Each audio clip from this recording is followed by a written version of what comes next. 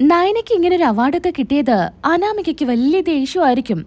എന്നാ ഈ സമയത്ത് ആദർശ് മുത്തശ്ശനോടും മുത്തശ്ശിയോടൊക്കെ പറയുന്നുണ്ട്, നയനയ്ക്ക് കിട്ടിയ ഈ അവാർഡ് നമുക്ക് എല്ലാവർക്കും അഭിമാനം കൊള്ളുന്ന ഒന്ന് തന്നെയാ അല്ലേ മുത്തശ്ശ? അത് പിന്നെ പറയാനുണ്ട് ആദർശേ, നയനമോളുടെ കഴിവ് ലോകം മുഴുവൻ അറിയണം. ഇപ്പൊ തന്നെ പലരും എന്നെ വിളിച്ച് ചോദിക്കുന്നുണ്ട്. ഒരുപാട് ഓഫേഴ്സും നയനമോൾക്ക് വരുന്നുണ്ട് നമ്മുടെ ഡിസൈനറെ ചോദിച്ചിട്ട്. ഞാൻ പറഞ്ഞു അതൊരിക്കലും നടക്കില്ല, നയനമോള് പുറത്താർക്കും ഡിസൈൻ ചെയ്ത് കൊടുക്കില്ല എന്ന്.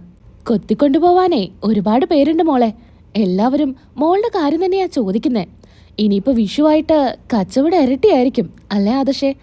അതെ, സ്റ്റാഫുകളെല്ലാം പറയുന്നുണ്ട് മുത്തശ്ശ, ഇനിയിപ്പോ വിഷു സമയത്ത് കട ഷട്ടർ താത്തിയിട്ട് കച്ചവടം നടത്തേണ്ടി വരുമെന്ന്. നയന കളക്ഷൻസിനെ അത്ര ഡിമാൻഡാ മുത്തശ്ശ. അതെ അതെ, നയനയെ പുകഴ്ത്തുന്നത് കേൾക്കുമ്പോൾ അനാമികയ്ക്കും ജലജയ്ക്കും ജാനകിക്കും ഒട്ടും ഇഷ്ടപ്പെടുന്നുണ്ടായിരിക്കില്ല. ഒന്നും മിണ്ടാതെ നിൽക്കുന്നുണ്ട്. മോനെ ആദർശേ, നയന മോൾക്ക് ഇപ്പൊ കൊടുക്കുന്ന ശമ്പളത്തിന്റെ ഇരട്ടി വേണം ഇനി കൊടുക്കാനായിട്ട്. ഞാനത് നിന്റെ അടുത്ത് പറയാനിരിക്കുമായിരുന്നു. ഞാനത് നയനയോട് അപ്പോഴേ പറഞ്ഞതാ. അവള് പറയുന്നതേ അതിൻ്റെ ഒന്നും ആവശ്യമില്ല എന്നാ.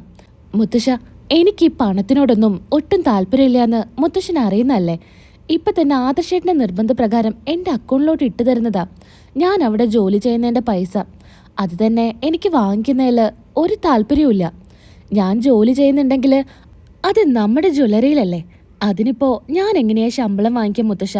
എനിക്കിപ്പം തരുന്നത് തന്നെ വേണ്ട എന്നാ ഞാൻ പറയുന്നേ. ഇത് കേൾക്കുന്ന ദേവ്യാനി പറയുന്നുണ്ട്, അതൊന്നും വേണ്ട, ആർക്കാണെങ്കിലും ജോലി ചെയ്ത പൈസ കൊടുക്കണം. നിനക്കർഹിക്കുന്ന ശമ്പളം ആദർശ് തരും. നീയേ ഔദാര്യത്തിനൊന്നും അവിടെ ജോലി ചെയ്യണ്ട. മതി ദേവ്യാനി, നീ വെറുതെ അതും ഇതും പറഞ്ഞ് മോളുടെ മനസ്സ് വേദനിപ്പിക്കണ്ട. മോളിപ്പോ സന്തോഷത്തിൽ നിൽക്കുന്ന സമയമല്ലേ. ഇതെല്ലാം കേട്ട് അനാമിക പറയുന്നുണ്ട്, അല്ല മുത്തശ്ശ, ഇവിടെ നയന മാത്രമേ ഉള്ളോ മരുമകളായിട്ട്? ആരൊക്കെയോ പറഞ്ഞിട്ട് അവൾക്കൊരു അവാർഡ് കിട്ടി, അതിനിപ്പോ ഇത്രമാത്രം പുകഴ്ത്തേണ്ട ആവശ്യമൊന്നുമില്ല.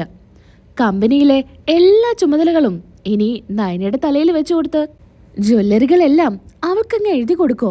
പിന്നെ ഞങ്ങൾക്കൊന്നും ഒന്നും വേണ്ടേ? ദേ അനാമികെ, ഞാൻ അങ്ങനെ എഴുതി കൊടുക്കുന്ന കാര്യമല്ലല്ലോ പറഞ്ഞത്. എന്തൊക്കെ സ്വത്തുക്കളുണ്ടോ അതെല്ലാവർക്കും ഒരുപോലെയുള്ളതാ. നയനയ്ക്കോ ആദർശിനോ അതിത്തിരി കൂടുതലൊന്നുമില്ല. എനിക്ക് അനിയും അനാമികയും എല്ലാവരും ഒരുപോലെ തന്നെയാ. അത് പുറത്തേക്ക് കാണുന്നില്ലല്ലോ അച്ഛാ എന്ന് ജാനകി പറയുന്നുണ്ട്. ജാനകി, നീയും നിന്റെ മരുമകളെ കൂട്ടത്തിൽ കൂടിയിട്ട് അതും ഇതും സംസാരിക്കണ്ട. നയനയ്ക്ക് കിട്ടിയതേ ഒരു അവാർഡാ. അതെല്ലാവരും അംഗീകരിച്ച് അവളെ പ്രശംസിക്കേണ്ട സമയത്ത് അവളെ കുറ്റപ്പെടുത്തേണ്ട ആവശ്യമൊന്നുമില്ല. ഇനി ഇതിനെക്കുറിച്ച് ഇവിടെ ഒരു ചർച്ച വേണ്ട. ദേ ആദർശേ, ഞാൻ ഒരു ഫംഗ്ഷൻ വെക്കുന്നുണ്ട്. എൻ്റെ ഫ്രണ്ട്സ് എല്ലാവരും പറയുന്നുണ്ട് നമ്മുടെ ഡിസൈനറെ ഒന്ന് കാണണമെന്ന്. ഏതായാലും മോൾക്ക് അവാർഡൊക്കെ കിട്ടിയതല്ലേ, അതുകൊണ്ട് അത് പ്രമാണിച്ച് നമുക്കൊരു ഫംഗ്ഷൻ വെക്കാം. വേണ്ട മുത്തശ്ശ, അതൊന്നും വേണ്ട. ആർക്കെങ്കിലും കാണണമെന്നുണ്ടെങ്കിൽ മുത്തശ്ശൻ ഇങ്ങോട്ട് വിളിച്ചാൽ മതിയല്ലോ. അത് വേണ്ട മോളെ, എന്തായാലും ഒരു ഫംഗ്ഷൻ നടത്തണം. മോൾക്ക് ഇത്രയും വലിയൊരു അവാർഡൊക്കെ കിട്ടിയതല്ലേ, എല്ലാവരും മോളെ കാണട്ടെ. വിഷുവിന് മുൻപേ ആ ഒരു ഫംഗ്ഷൻ നടത്തണം. വിഷുവിനുള്ള പുതിയ കളക്ഷൻസും ആ സമയത്ത് എല്ലാവരെയും പരിചയപ്പെടുത്തി കൊടുക്കാം എന്നൊക്കെ മുത്തശ്ശൻ പറയുന്നു. ദേവയാനിയാണെങ്കിൽ നയനയുടെ മുഖത്ത് നോക്കിയിട്ട് ചെറുതായൊന്നും ആരും കാണാതെ പുഞ്ചിരിക്കുന്നുണ്ട്. നയനയും അങ്ങോട്ട് ചെറുതായിട്ടൊന്ന് ചിരിക്കുക. ജലജ ജാനകിയോടും അനാമികയോടും പറയുന്നുണ്ട്, ഞാൻ പറഞ്ഞില്ലേ ഇനിയിപ്പോൾ ഇതൊരു ഫംഗ്ഷനായി, ഇനി ഇതിൻ്റെ പേരിൽ ഇവളെ അങ്ങ് കൊമ്പത്ത് കയറ്റി വെക്കും. എന്തൊക്കെ കാണണം? ഞാനൊന്നുമില്ലേ ഫംഗ്ഷന്? അവളെ പുകഴ്ത്തുന്നത് കാണാനേ എനിക്ക് തീരെ താല്പര്യമില്ല. അതുകൊണ്ട് ഈ ഫംഗ്ഷന് ഞാനുമില്ല എന്ന് അനാമികയും പറയുന്നു. ഇതെല്ലാം കേട്ട് നവ്യ വരുന്നുണ്ട്. അതെന്താ എൻ്റെ അമ്മായിയമ്മയ്ക്കും അനാമികയ്ക്കും ഫംഗ്ഷന് പങ്കെടുക്കാൻ ഇത്ര ബുദ്ധിമുട്ട്? നയനയ്ക്ക് അർഹതപ്പെട്ടത് തന്നെയാണ് കിട്ടിയിരിക്കുന്നത്. എന്തായാലും അവൾക്ക് ഇനിയും ഉയർച്ചകളുണ്ടാവും. അതൊക്കെ കണ്ടു നിൽക്കാനല്ലാതെ നിങ്ങളെ കൊണ്ടേ ഒന്നും സാധിക്കില്ല. അതാദ്യം നിങ്ങളെല്ലാവരും മനസ്സിലാക്കുന്നത് നല്ലതാ. ദേ, നിനക്കല്ലല്ലോ അവാർഡ് കിട്ടിയിരിക്കുന്നേ, നിന്റെ അനിയത്തിക്കല്ലേ. നിന്റെ സംസാരവും പ്രവൃത്തിയും കണ്ടാൽ തോന്നുമല്ലോ നിനക്ക് അവാർഡ് കിട്ടിയെന്ന്. അതേടി, എനിക്ക് അവാർഡ് കിട്ടിയ പോലെ തന്നെയാ എൻ്റെ അനിയത്തിക്ക് ഇങ്ങനൊരു പുരസ്കാരം കിട്ടിയത്. അതിലെ ഞാൻ കുറച്ച് അഹങ്കരിക്കുക തന്നെ ചെയ്യും. പിന്നെ എൻ്റെ അമ്മായിയമ്മ ഈ ഫംഗ്ഷന് വരും. വന്നില്ലെങ്കിലേ എനിക്ക് വെറുതെ നന്നായിട്ടറിയാം. കണ്ടല്ലോ, ഈ ഫോണ് കണ്ടല്ലോ. ഇത് കേൾക്കുമ്പോൾ തന്നെ ജലജയ്ക്ക് പേടിയാവുന്നുണ്ട്. അതിന് ഞാൻ ഫംഗ്ഷന് വരുന്നില്ല എന്നൊന്നല്ലല്ലോ പറഞ്ഞത്. ഞാൻ ആലോചിക്കട്ടെ, ചിലപ്പോൾ ഞാൻ ഫംഗ്ഷനൊക്കെ വരും. വന്നാ നിങ്ങൾക്ക് കൊള്ളാം, അല്ലെങ്കിൽ എല്ലാവരുടെ കയ്യിൽ നിന്നും കൊള്ളും എന്നും പറഞ്ഞ് നവ്യ അവിടെ നിന്ന് പോകുന്നുണ്ട്.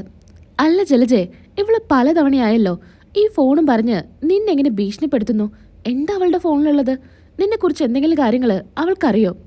എന്നെക്കുറിച്ച് എന്ത് കാര്യങ്ങൾ? അവളെ ഒന്ന് പേടിക്കുന്നതേ നല്ലതാ. അവള് കാഞ്ഞ വിത്താ, നയനെ പോലെയൊന്നും അല്ല. അവൾ എന്തെങ്കിലും ചെയ്താലേ എനിക്ക് വയ്യ. അതുകൊണ്ട് അവള് പറയുന്ന പോലെ ഫംഗ്ഷന് പങ്കെടുക്കാം, അതേ നടക്കൂ. ഈ സമയത്ത് അനാമികയ്ക്ക് അത് സഹിക്കുന്നുണ്ടായിരിക്കില്ല. ഇങ്ങനൊരു ഫംഗ്ഷൻ നടക്കരുതെന്ന് അനാമികയ്ക്ക് വലിയ വാശിയായിരിക്കും. എങ്ങനെയെങ്കിലും അത് മുടക്കാനായിട്ട് അനാമിക ശ്രമിക്കുവാണ്. എന്നാ അത് ശ്രമിക്കേണ്ട ആവശ്യം ഉണ്ടായില്ല. അതിനു മുൻപ് തന്നെ നയനയ്ക്ക് ചിക്കൻ ബോക്സ് വരുന്നുണ്ട്. ഇതറിഞ്ഞ് ദേവയാനിക്ക് വല്ലാത്ത സങ്കടമായിരിക്കും നയനമോൾക്ക് ചിക്കൻ ബോക്സ് വന്നതിൽ. ഇതറിഞ്ഞ് ഗോവിന്ദനും കനകയും വിളിക്കുന്നുണ്ട് ദേവയാനിക്ക്. ദേവയാനി ചേച്ചി, ഞാൻ മോളെ ഇങ്ങോട്ട് കൊണ്ടുവരാം. ഇവിടെയാണെങ്കിൽ നന്ദുവിനും ഇതേ അവസ്ഥ തന്നെയല്ലേ. രണ്ടുപേരെയും ഞാൻ ഇവിടെ നോക്കിക്കോളാം. അവിടെ ഇനി ബുദ്ധിമുട്ടുണ്ടാവണ്ട. അയ്യോ, അതിൻ്റെ ഒന്നും ആവശ്യമില്ല. അവളുടെ കാര്യങ്ങളെല്ലാം ഞാൻ നോക്കിക്കോളാം. ഇനിയിപ്പോൾ അങ്ങോട്ട് കൊണ്ടുവന്ന് അവൾ അവിടെ സ്ഥിരമായിട്ട് നിന്നാലേ അതൊന്നും ശരിയാവില്ല. അവളെ ഞാൻ നോക്കിക്കോളാം. മുത്തശ്ശനും ആദർശും മുത്തശ്ശിയൊക്കെ പറയുന്നുണ്ട് നയനയുടെ ഈ അവസ്ഥയിൽ ഇനിയിപ്പോൾ ഫംഗ്ഷൻ ഇപ്പോൾ നടത്തുന്നത് ശരിയല്ലല്ലോ. അതുകൊണ്ട് ഫംഗ്ഷൻ്റെ ഡേറ്റ് നമുക്ക് നീട്ടിവെക്കാം. ഇനി അസുഖമെല്ലാം മാറിയതിന് ശേഷം ഫംഗ്ഷൻ നടത്താം എന്ന് മുത്തശ്ശൻ തീരുമാനിക്കാം. ദേവയാനിയാണെങ്കിൽ നയനയുടെ ഈ അവസ്ഥയിൽ വല്ലാത്ത സങ്കടമായിരിക്കും. നയനയുടെ കൂടെ ഇരുന്ന് എല്ലാ കാര്യങ്ങളും ചെയ്യുന്നുണ്ട്. നയന പറയുന്നുണ്ട്, വേണ്ട അമ്മേ, അമ്മ പൊക്കോ, അമ്മയ്ക്ക് കൂടെ ഇത് പകരും. ആര് പറഞ്ഞു? എനിക്കൊന്നും പകരാൻ പോകുന്നില്ല. പിന്നെ എനിക്കൊരു തവണ ഉണ്ടായിട്ടുണ്ട്. ഇനിയിപ്പോൾ ഉണ്ടായ തന്നെ ഞാനതങ്ങ് സഹിച്ചേക്കാം. എൻ്റെ മോളെ നോക്കാനേ എനിക്ക് അങ്ങനെയുള്ള ഒരു പ്രശ്നവുമില്ല. മോൾക്ക് നല്ല വേദനയുണ്ടോ? ചെറുതായിട്ട് വേദനയുണ്ട്. അത് സാരമില്ല അമ്മേ.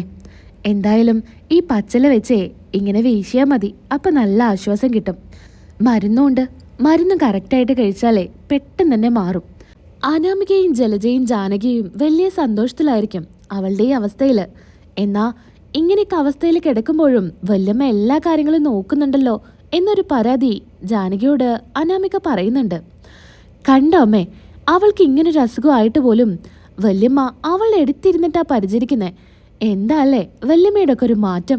എന്തായാലും എന്താ മോളെ, നമ്മൾ വിചാരിച്ച പോലെ നടന്നില്ലേ. ദയവായിട്ട് തന്നെ ആ ഫംഗ്ഷൻ മുടക്കി. അവളുടെ പൊങ്ങച്ചം കാണണ്ടല്ലോ. എന്തായാലും ദൈവം നമ്മുടെ കൂടെയെന്ന് ഇപ്പം മനസ്സിലായില്ലേ. ഇനിയിപ്പോൾ ആ ഫംഗ്ഷൻ നടക്കാനൊന്നും പോകുന്നില്ല. ഇനിയിപ്പോൾ മാറ്റി വെച്ചാലും അത് മുടക്കാനേ നമുക്ക് വേറെ വഴി നോക്കാം. അപ്പോഴായിരിക്കും അനി നയനയെ കാണാനായിട്ട് നയനയുടെ റൂമിലോട്ട് പോകുന്നത്.